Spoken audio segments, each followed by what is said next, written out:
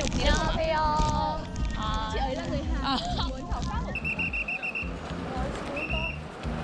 Okay,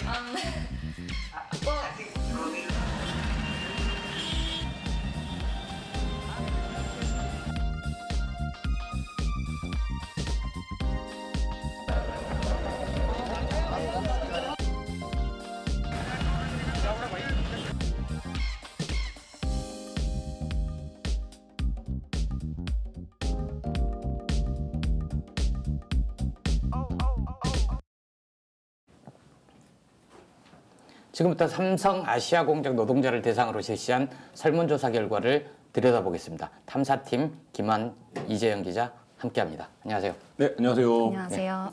어제도 나오셔서 오늘은 더 잘하실 수 있죠? 네, 어제도 잘할 예정이었는데 부족했던 것 같습니다. 아니 어제도 굉장히 많은 얘기를 했는데 뭔가 포인트가 좀 약하지 않았나 이런 반응들이 있었습니다. 오늘은 이제 삼성 노동자들의 삶을 숫자로 보여드릴 수 있기 때문에 좀 더 정확한 삼성 노동자들의 삶의 모습들을 설명드리도록 하겠습니다. 지금 방금 전에 보신 하이라이트 영상에서도 지금까지 이런 취재는 없었다 이렇게 자신 있게 얘기를 했는데요. 어떤 점에서 그런지 그리고 설문조사를 왜 실시하게 됐는지 말씀 좀 해주십시오. 일단 실시하게 된 이유부터 말씀드리면 저희가 이제 취재를 하기 전에 보통 선행연구를 먼저 살펴보잖아요. 근데 이제 선행연구를 한 단체들, 국제 단체들을 다 접촉했는데 그 단체들마다 하는 얘기가 삼성 노동자의 경우 다른 기업보다 조금 더 노동자 접촉이 더 어렵다. 그래서 노동자들이 실제로 어떤 환경에서 일하고 있는지 알기가 더 어렵다. 이런 얘기를 많이 하더라고요. 그래서 저희가 그렇게 어렵다면 한번 직접 해보자. 좀 그래서 공장 앞에서 뻗치기, 기자들 잘하는 거. 그래서 정말 무대뽀로 가서 그렇게 해봤던 설문조사고요. 그래서 저희 노동자들 다 만난 거죠? 네, 인도, 인도네시아, 베트남 총 합쳐서 이제 129명. 만났고요. 그래서 뭐 이제까지 나왔던 보고서 중에는 이제 아이펜이 삼성 노동자를 제일 많이 만났는데 그게 이제 9개월에 걸쳐서 45명을 만났다고 해요. 그래서 저희로서는 조금 기대보다는 좀 큰 성과였습니다. 그냥 설문 내용에서는 구체적으로 뭘 물었습니까? 네, 삼성은 세계 1류 기업인데 이 삼성 노동자들은 어떤 삶을 살고 있는가 이걸 좀 저희가 기본적인 노동 조건을 숫자로 확인할 수 있는 질문들을 했는데요. 그래서 뭐 평균 나이라든지 월급 수준 그리고 어떤 형태로 고용되어 있는지 근무 시간, 그다음에 재직 시간, 노동조합 가입 여부 뭐 이런 것들을 설문지로 구성을 해서 이게 이제 3개국이 각각 언어가 다르잖아요. 그래서 현지 언어와 그다음에 이제 현지에서 이해할 수 있는 또 어휘들로 변환을 하는 작업들을 거쳤고요. 그래서 주로 출퇴근 시간이나 공장 노동자들의 유니폼을 입고 있는 노동자들을 대상으로 해서 저희가 모두 이제 현장에서 그 진행을 했습니다. 하다가 제지당하기도 하고 그 얘기는 좀 더 해주시고 그래서 이 129명의 설문 결과를 한마디로 요약을 하면 어떻습니까? 한마디로 요약을 하면 이제 평균 20세, 아까도 말씀하셨지만 갓 고등학교 졸업한 20세 노동자들이 입사를 해서 한 2년 정도 일하고 퇴사를 하는데 이제 그중에 10명 중에 4명은 건강의 변화를 느낀다고 그렇게 응답을 했습니다. 건강의 변화를 느꼈다는 건 건강이 좋아졌다는 얘기는 아니겠죠? 네, 저희가 이제 심층 인터뷰랑 이제 여러 가지 설문조사 분석한 결과 그건 아니었던 걸로 하나하나 좀 살펴봤으면 좋겠는데요. 그 20세 그리고 아까는 24세도 나오는데 24세는 이제 노동자들의 평균 나이인 거고 그분들이 처음 삼성에 입사한 때는 20살 안팎 10대도 물론 있었겠네요. 그 굉장히 젊은데 왜 이렇게 젊은 거죠? 그러니까 삼성이 이렇게 젊은 노동자들을 고용하는 이유는 만국의 이제 여러 나라에 공통적으로 적용이 되는데요. 전문가들은 결국 가장 체력이 왕성할 때 그리고 관노동이나 집중적인 노동집약적인 노동을 하더라도 병에 걸리거나 이런 게 이제 낮은 그리고 여기에 나이가 낮으면, 그러니까 연령이 낮으면 임금도 낮은 게 이제 일반적이잖아요. 그러면 저임금을 줄 수 있는 뭐 이런 조건들이 결국 삼성이 젊은 노동자들을 선호하는 이유가 아니겠는가 이렇게 분석하고 있습니다. 어제 얘기도 했지만 그중 이 나이가 낮아진 데는 견습생 제도를 악용한 그런 점도 작용을 했겠네요. 네. 그러니까 저희 설문조사에 응한 사람들 중에서도 10대가 6명이 있었거든요. 그러니까 저희도 뭐 10대들이 취업하는 경우 여러 가지 있을 수 있겠지만 이렇게 보면 삼성 공장에 상당수 10대 후반, 그러니까 이제 갓 고등학교를 졸업한 그 젊은 청년들이 굉장히 많다. 그러니까 저희가 취재 과정에서 만난 이제 심층 인터뷰를 한 노동자들 가운데 25살 이상이 되면 이제 더 이상 다닐 수 없다. 삼성 공장은 이렇게 이제 단언적으로 말하는 이제 노동자들이 있었거든요. 그렇다고 보면 20세에서 25세 정도까지만 삼성 공장을 다닐 수 있다.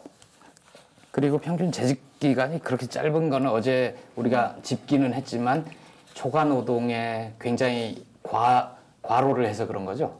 뭐 다 평균적으로 이제 그 중간값이라고 하는데요. 통계에서. 그러니까 예를 들면 중간값이요. 예, 중간값이라고 하는데 평균은 이제 아주 오래 다닌 사람들이 포함되기 때문에 그러니까 예를 들면 빌 게이츠가 들어오면 평균 소득이 확 높아지잖아요. 그렇죠. 뭐 이런 거랑 이제 비슷한 논리라서 중간값을 주요하게 보는데 이 중간값이 딱 24개월입니다. 24개월. 네, 뭐 생각나는 거 없으십니까? 한국에서는 비정규직으로 고용할 수 있는 기간이 딱 24개월이잖아요. 그러니까 그 기간이 공교롭게도 딱 나왔는데요. 그러니까 그 이상을 일하는 게 현실적으로 굉장히 어렵다라는 거고요. 그 이상을 근무할 경우에는 또 이제 정규직으로 전환해줘야 되는 문제라든지 뭐 여러 가지 것들이 발생을 할 수 있기 때문에 그러니까 앞서 말씀하신 것처럼 젊은 노동자들을 싸게 쓰고 부품처럼 교체하는 뭐 이런 형태의 노동이 일반적이었습니다. 근무 시간은 어제도 얘기했지만 좀 핵심만 짚어보면 어떤 건가요? 네. 그래서 뭐 근무 시간에 대해서는 이제 초과 근무부터 얘기를 하면 이제 89%가 초과 근무를 한다고 응답을 했고요. 평균 거기도 하루는 8시간 일하도록 노동법은 돼 있는데. 네. 정상 근무 시간이 8시간인데 이제 일주일 평균 초과 근무 시간을 8.88시간이라고 말을 했는데 거의 9시간 정도 되네요. 근데 이게 숫자만 봐서는 약간 오해 소지가 있는데 이제 노동자들이 공통적으로 얘기를 하는 게 성수기랑 비성수기의 초과 근무 시간이 굉장히 다른데 이제 아시겠지만 갤럭시 S10이 2월에 출시가 됐잖아요. 그래서 저희가 갔을 때는 5월이어서 성수기를 좀 지난 시기여서 이제 성수기에는 뭐 주 7일 근무하고 뭐 초과 근무도 일주일에 20시간 한다 이런 얘기들을 좀 했습니다. 그러니까 일이 몰릴 때는 하루도 쉬지 않고 주 7일 계속 일을 하고 초과 근무도 20시간 가까이 하면 하루에 적어도 3시간, 4시간 정도 초과 근무를 하는 거네요. 그래서 저희가 인도네시아에서 만났던 그 아르띠라는 노동자는 매일 서서 12시간씩 일을 했고 그다음에 2교대로 돌아갑니다. 그러니까 그 보통 이제 저희가 24시간이니까 근무 시간이 8시간이면 3교대 편성을 해줘야 될 것 같은데 그게 아니라 이제 2교대로 돌아가고 있고 초과 근무도 매주 거의 10시간 넘게 한다. 뭐 이렇게 이제 그 저희가 인터뷰 과정에서 얘기하기도 했습니다. 근데 이제 초과 근무를 하는 이유가 이게 물론 몸도 힘들지만 초과 근로를 하면 수당이 좀 더 많이 나오니까 이런 이유도 있지 않을까요? 그죠. 견습공들 같은 경우는 그런 얘기를 굉장히 많이 했고요. 근데 견습공들뿐만의 문제가 아니라 베트남 노동자들도 잔업을 하지 않으면은 거의 정말 최저 생활만 할 수 있는 수준의 그 월급이 나오기 때문에 잔업을 하는 거 오히려 선호하는 경우도 있다. 근데 이런 경우는 사실 어떻게 보면은 진정한 의미의 자발적인 잔업은 사실 아닌 거죠. 그래요. 이제 초과 근무를 하게 되는데 좀 어제 얘기했던 거는 구조적인 문제도 있는 거 아닙니까? 복지를 빙자를 해서. 네, 그렇죠. 그러니까 ILO가 규정하고 있는 강제노동 규정을 좀 확대해서 생각해 볼 필요가 있는데요. 이 노동자들이 사실 집에 돌아갈 수 있는 방법이 없기 때문에 삼성에서 통근버스로 어떤 노동자들 경우엔 그리고 베트남 같은 경우에는 통근버스 출발하는 규모가 거의 우리 서울의 강남 고속터미널 그 정도 규모 되는데요. 그러니까 수십 대가 한꺼번에 출발하니까 사실 이제 그 광경을 지켜보면서 뭔가 그 스펙타클에 압도되는 기분마저 들었는데, 그러니까 고속버스 터미널 같은 경우에는 버스 배차 시간이 다 다르기 때문에 따로따로 출발을 하잖아요. 근데 여기는 이제 퇴근 시간이나 야근 시간이 끝나면 버스가 한 번에 쫙 출발을 하기 때문에 좀 장관인 장면들이 연출이 되는데 그런 정도로 이제 노동자들이 강력한 통제 속에서 근무를 하고 있고요. 그리고 이제 저희가 인터뷰했던 그 노동자 인도 견습공은 이 초과 근무를 하지 않으면 살아갈 수가 없는 조건입니다. 그러니까 삼성 공장 노동자가 저녁을 굶는다. 이런 거 이제 사실 상상하기 좀 어려운데요. 우리 관념으로는. 근데 이제 실제 이 노동자들은 너무 돈을 조금 받으니까 저녁 먹을 돈이 아까워서 저녁을 굶는다. 이렇게 얘기하고 있을 정도로 임금 수준이 낮기 때문에 그 부분에서 이 초과 근무가 사실 강제되어 있는 거나 마찬가지인 이런 노동 조건입니다. 초과 근로, 그다음에 노동자들의 평균 재직 기간 이렇게 짚어봤는데 이번 설문의 중요한 대목이 건강 문제도 있었죠? 전자제품을 만드는 공장이라 아무래도 화학물질 이런 것도 있을 수 있을 것 같은데 설문의 결과는 어땠습니까? 네, 저희가 처음에 설문조사 결과를 받아보고 가장 놀랐던 부분이 화학물질 부분인데 24% 무응답 제외하고 24%만 화학물질을 사용한다고 대답을 했어요. 그래서 이걸 어떻게 해석해야 되나 사실 고민이 많았는데 이제 신체 인터뷰를 계속하면서 저희가 인도 견습공 한 명과는 한 달 반 정도 계속 인터뷰를 했는데 그 친구가 제가 화학물질 사용했냐고 3번이나 물어봤는데 3번 다 아니라고 대답을 하다가 마지막에 이제 한번 혹시 휴대전화를 닦을 때 액체를 사용하지 않았냐 하니까 그때서야 맞다, 액체 썼다. 그리고 그 물질의 이름은 IP였다 이렇게 대답을 하더라고요. IP는 어떤 건가요? IP를 그래서 다시 한번 물어봤어요. 근데 그거의 정식 명칭을 모르겠지만 사람들이 신나라고 불렀다 이렇게 말을 해서. 근데 아시겠지만 이제 신나는 이제 국내에서도 뭐 백혈병 내지는 뭐 이런 것과 연관이 많았던 물질이잖아요. 그래서 좀 그런 것들에 대해서 이제 전문가도 화학물질을 안 썼다는 노동자들의 말을 그대로 믿으면 안 된다 이런 얘기를 해줬고요. 이 차이가 있는 것 같아요. 그 IP를 국내에서 IB라고 부릅니다. 그러니까 반도체, 그러니까 그냥 노동자들이 입말로 부를 때. 그래서 이제 근데 국내 노동자들은 그 IP가 위험한 거다 이 정도까지는 알고 있어요. 근데 이 노동자들은 IP가 뭔지를 모르는 거죠. 부르는 이름은 있지만 그리고 그게 화학물질이라는 개념조차 없는 거죠. 그러니까 이런 차이들이 좀 있었습니다. 그 전문가 인터뷰가 있죠? 같이 한번 보실까요? The workers did not think of themselves as actually working with chemicals, even though they worked in an open factory environment. And none of them would think of cleaning solutions as containing chemicals because that's cleaning solution, does not say chemical on the bottle. 이 기자, 몸에 위험할 수도 있는 화학물질을 쓰면서 혹시 이 노동자들은 이 물질은 무엇이며 이것을 다룰 때는 어떻게 해야지 안전하게 쓸 수 있다 이런 교육을 받았나요? 저희가 신청 인터뷰를 통해서 만난 노동자들은 대부분 아니요라고 대답을 했습니다. 사실 설문조사에서도 이거를 확인할 수 있는데요. 어떤 물질을 사용하느냐고 물었을 때 대다수가 알코올이라고 대답을 했거든요. 근데 이 알코올이라는 거는 굉장히 종류가 많죠. 그래서 메탄올 같은 경우는 아시겠지만 실명 문제를 일으켰던 물질인데 이것도 알코올의 한 종류고요. 그래서 사실상 노동자들이 제대로 알고 있지 못하다는 거를 오히려 다시 확인할 수 있었던 그런 문항이었습니다. 그러니까 전문가들은 알코올이라고 알려주는 건 사실상 알려주지 않는 것과 같다 이렇게 얘기를 하거든요. 알코올은 소주도 알코올이고 여러 가지 알코올들이 있기 때문에 그리고 이제 저희가 이제 반도체 공장 황유미 씨로 이제 산재 문제가 불거졌던 반도체 공장에서도 화학물질이 그냥 알코올인가 보다라고 노동자들이 썼던 거예요. 자기가 이제 세척하는 물질이 어떤 건지 모르기 때문에.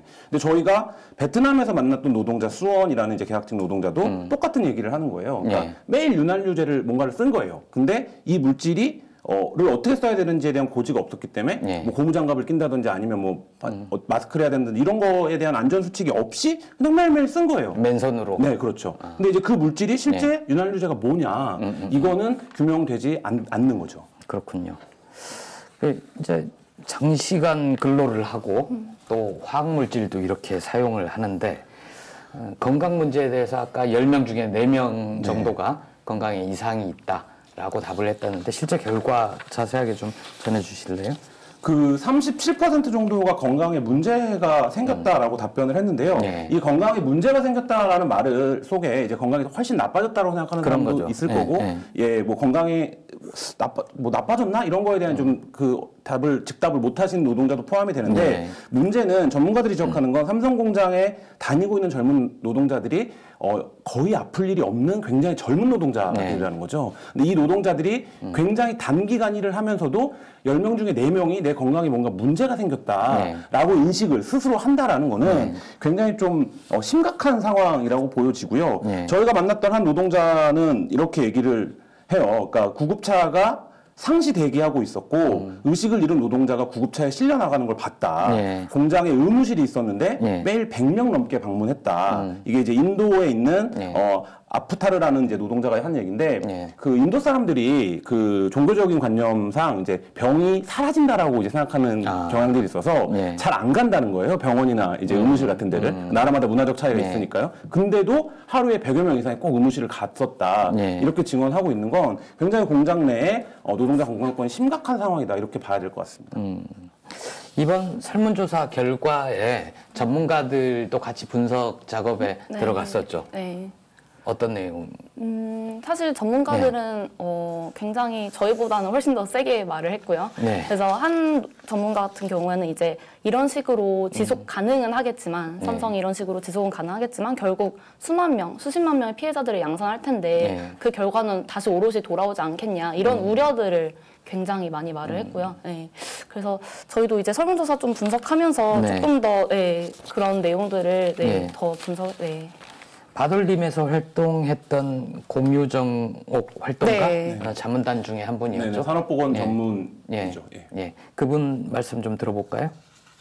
10여 년 전에 백혈병에 걸렸던 반도체 노동자가 실제로 사망하고 이러면서 여러 가지 이야기를 들었는데 그분이 생전에 했던 이야기가 임금을 많이 받아서 기쁘다고 이야기를 했었어요. 그런데 그 2010년 직전 상황인데 2008년 그 무렵에 그 사람의 기본급은 70만 원대였어요. 사실은 100만 원도 못 받는 사람인 건데 그냥 일상적으로 늘 쥐어짜면서 오버타임 해서 하고 그러는 건데 그냥 받는 총량이 많으니까 그리고 그냥 고졸인데 이렇게 연말에 몇백만 원씩 보너스를 타는 것 자체가 대단하다고 생각을 하고 그래서 더 충성하고 산업화 초기 막 한국전쟁 직후 이런 사람들이 갖고 있는 헝그리 정신 이런 걸 쥐어짜는 듯한 그런 게 되게 많았고 아마 아시아 다른 국가들도 비슷하지 않을까 싶죠. 이렇게 상황이 좀 열악하면 현재 노동자들끼리 고민 상담도 서로 하고 너무 힘들지 않냐 얘기도 하고 이 문제를 어떻게 고쳐볼까 할 수도 있고 노동조합이 있다면 그 문제를 노동조합에 가서 상의도 좀 하면서 개선을 해보려고 하지 않았을까 싶은데요. 그 부분이 문제인데요. 사실 이 문제를 주체적으로 해결할 수 있는 건 노동자들이 이 문제가 부당하다라고 지적할 건데 어제 이제 방송에서도 말씀드렸지만 삼성이 그렇게 얘기하기 힘든 조건의 국가들을 찾아서 공장을 지금 짓고 있는 것이 아니냐라는 게 이제 국제적인 의혹으로 제기되고 있는 거고요. 그래서 글로벌 최저선이라는 표현을 그렇죠. 썼죠. 그리고 이 노동자들이 어제도 말씀드린 것처럼 강한 텍트타임 통제를 받고 있습니다. 굉장히 많은 생산을 하기 때문에 사실 옆에 있는 사람이랑 얘기할 시간도 별로 없고 뭐 이럴 데 없다. 그리고 잠깐 짬나면 쉬기 바쁘고. 그러니까 삼성이 실제로 그거를 또 통제한다. 이런 얘기들도 노동자들이 인터뷰 과정에서 했었거든요. 그러니까 두 가지 문제가 있었는데요. 뭐 제가 갔다 온 데가 이제 베트남이랑 인도니까 각각 말씀드리면 베트남은 굉장히 좀 아시아적인 유대 정서, 지역적 연대 이런 것들이 좀 강한 국가인데 이러니까 어떻게 하냐면 말씀드렸던 것처럼 공장 주변의 노동자들을 고용하지 않는 거죠. 그러니까 공장이 있는 지역의 주변 노동자들은 인도는 그거보다 훨씬 더 심각하다고 느꼈는데요. 인도는 이제 우리가 학교 다닐 때 다 배웠던 카스트 제도가 있는데 이 삼성 공장이라는 생산직 노동자들이 굉장히 낮은 계층의 카스트들인 거예요. 그러니까 이들을 고용을 하면 어떤 일이 발생하냐? 이들은 기본적으로 계급식 자체가 좀 낮기 때문에 오랫동안 관리자가 자기보다 높은 계층의 카스트일 경우엔 기본적으로 저항하지 않는 거죠. 굉장히 체제 수능적이고 그렇죠. 저 계급에는 우리가 지시에 따라야 된다. 그리고 나는 원래 낮은 계층의 사람이었기 때문에 어떤 부당한 조건을 좀 당해도 그걸 감내하고 순응하고 이렇기 때문에 반발이 원천적으로 좀 차단되는 효과. 그래서 인도에서 사회학을 연구하는 분은 저희한테 삼성이 일부러 그런 노동자들을 집중적으로 고용하고 있는 게 아니냐 이런 의혹도 제기했었습니다. 세 나라 모두 노동조합은 없었습니까? 베트남 같은 경우에는 이제 그 사회주의 국가이기 때문에 그 정부 차원에서 하는 우리로 치면 뭐라고 불러야 될까요? 그 총연맹 노동조합인데 이제 국가가 하는 노동조합이 있었고 인도나 인도네시아 인도는 이제 노동조합이 없었고 인도네시아는 노동조합이 있었는데 그거는 저희가 이제 다음 주에 말씀드리도록 하겠습니다. 미리 얘기하기 힘드네요.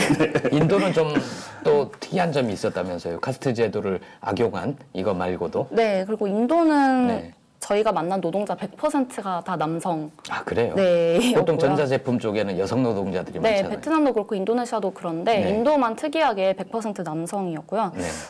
견습공자하고 뭐 인터뷰를 해본 결과 이제 여성을 채용하지 않는다라는 얘기까지는 들었는데 그 이유에 대해서는 노동자들도 아직 잘 모르는 그런 상황이었습니다. 그렇겠군요. 이 삼국의 노동자들이 자기 처지를 이렇게 얘기하기 어려운 사정이었다면 설문조사 과정도 쉽지 않았을 것 같아요. 네, 쉽지 않았죠.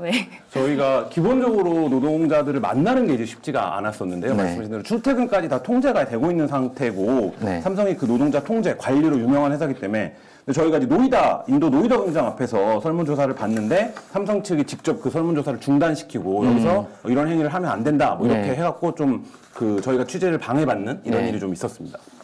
그리고 이렇게 설문해달라고 하면 좀